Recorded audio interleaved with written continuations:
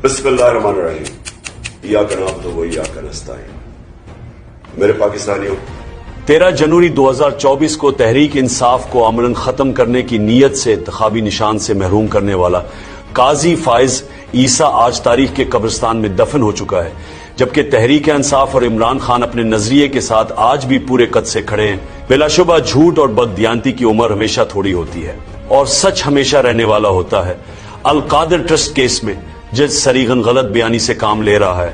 अल Qadir case का trial हमेशा 11:30 से 12 बजे के दरमियान शुरू होता है। केस की समाअत के लिए 11 बजे का वक्त मुकर्रर था, लेकिन मेरे वकला की आमद से भी कबल करीबन 9 बजे मुझे इतला दी गई कि जज साहब आ गए हैं। मेरी नक्ल व हरकत जेल तक महदूद होती है और मेरा कानूनी हक था कि मैं वकला के हमरा अदालत में पेश हो सकता, जिनको अदालत की जानिब से 11 बजे का वक्त दिया गया था। पहले 2 मुकदमात में जज अबू हसनात और मोहम्मद बशीर मेरी अदम मौजूदगी में फैसला सुना चुके हैं। बिल्कुल इसी तरह इस केस का फैसला भी सुनाया जा सकता था, मगर मेरी अदम मौजूदगी का जवाज बनाकर फैसला मुआखिर कर देना इंतहाई मज़हका खेज और अदालती निजाम का मजाक उड़ाने के मुतरादिफ है।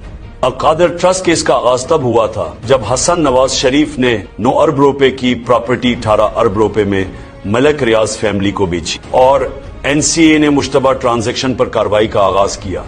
एनसीए ने ये उनसे सवाल किया कि ये जायदाद दोगुनी कीमत पर क्यों फरोख्त की गई। सबसे पहले तो नवाज शरीफ अपने बेटे का जवाब दे कि ये 9 अरब रुपए इजाफी किस तरह उनके बेटे ने मलिक रियाज से हासिल किए। जहां तक हमारे दौर में काबीना की इस हवाले से जिम्मेदारी का ताल्लुक है, तो ये रकम बराह रास्त एनसीए ने मलिक रियाज फैमिली के जरिए पाकिस्तान मुंतकिल की थी और हमारा फर्ज सिर्फ मख्फी रखने के इस मुआहदे को बरकरार रखना था और हमने पाकिस्तान के फायदे के लिए मंजूरी दी, क्योंकि इससे पहले एक साथ पाकिस्तान में इतनी रकम कभी नहीं आई थी। अल कादिर ट्रस्ट का इस रकम से कोई ताल्लुक ही नहीं। वो ट्रस्ट तो इस रकम की आमद से 1 साल कबल ही कायम हो चुका था और इसका मकसद सिर्फ और सिर्फ दौर दराज के तलबा को सीरत नबी सल्लल्लाहु अलैहि वसल्लम के साथ साथ दुनियावी तालीम देकर इनके लिए इल्म की शमा रोशन करना था। अल कादिर ट्रस्ट से मुझे या बुशरा बीबी को 1 रुपए का भी फायदा नहीं है। ये ट्रस्ट शौकत खानम और नमल की तर्ज पर एक फलाही इदारा है। इसको अगर बंद भी कर दिया जाता है तो ये रकम उन अफराद को वापस जाएगी जो उसके डोनर्स हैं। मुझे इस रकम से कोई फायदा है ना नुकसान। मैं वाजे कर दूं कि मैं किसी किस्म की कोई डील नहीं करूंगा, चाहे ये जो भी हरबे इस्तेमाल कर ले। मैं कोई नवाज शरीफ नहीं हूं जिसने अपने अरबों के करप्शन केसेस माफ करवाने हैं। मेरा जीना मरना पाकिस्तान में ही है। पाकिस्तान में सियासी कैदियों से बदतरीन सलूक जारी है। मिलिट्री तहवील में हमारे कारकुनान को सख्त जहनी और जिस्मानी तशद्दुद का निशाना बनाया गया। मेरे साथ भी बदतरीन सलूक किया गया। समी वजीर समेत दीगर कई कारकुनान पर बेईमाना तशद्दुद किया गया। हम इंसानी हुकूक की तंजीमों से मुतालबा करते हैं कि पाकिस्तान में होने वाली इस कानून और इंसानी हुकूक की पामाली पर एक्शन लें।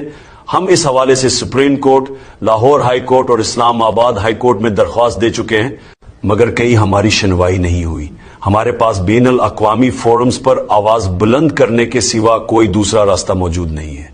इस हवाले से मैं आलमी इंसानी हुकूक के इदारों को एक खत भी लिखूंगा ताकि इन बेकसूर शहरियों की सुनवाई हो।